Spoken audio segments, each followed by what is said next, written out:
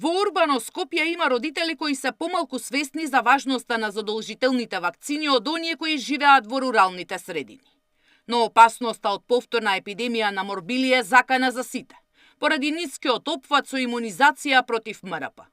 Во Кавадарци состојбата е алармантна со едва 30% вакцинирани, а помалку од половината примиле вакцина против морбили и во Куманово. Здравствени тимови одат од врата до врата, барејќи ги децата со пропуштени дози. Оваа година удревме акцент на МРП вакцината и на ХПВ вакцинацијата, како вакцини кои што се со најмал опфат во државата. Инаку во глобала морам да кажам дека во руралните средини сепак имаме подобра имунизација за разлика од градските урбани средини.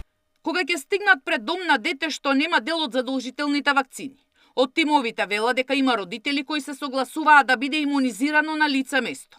Но има и такви кои само сакаат совети, а потоа одлучуваат дали и кога ќе посетат пункт за имунизација. Имаме матични лекари кои што исто така ни го кочаат процесот на вакцинација, каде што веројатно шират одредени дезинформации. Би кажала и големиот број на антивакцинални здруженија кои што постојано се појавуваат и тие навистина се огромен проблем. Се уште имаме деца кои што не се вакцинирале до сега, меѓутоа доаѓаат, родителите ги носат, прва вакцина примаат на 6, на 7 или на 8 години, веќе во училиште, и апелирам што е можно побрзо да се ги примат пропуштените дози.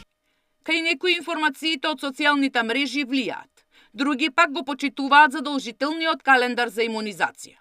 Се што е пропишано од стручните медицински лица, ние го практикуваме тоа секогаш да биде навремено. Веќе ги спремивме од 1 мај почиња постапката за упис во основно училиште и видовме дека не сме пропуштиле ниту една вакцина и не сме закаснеле ниту еден ден.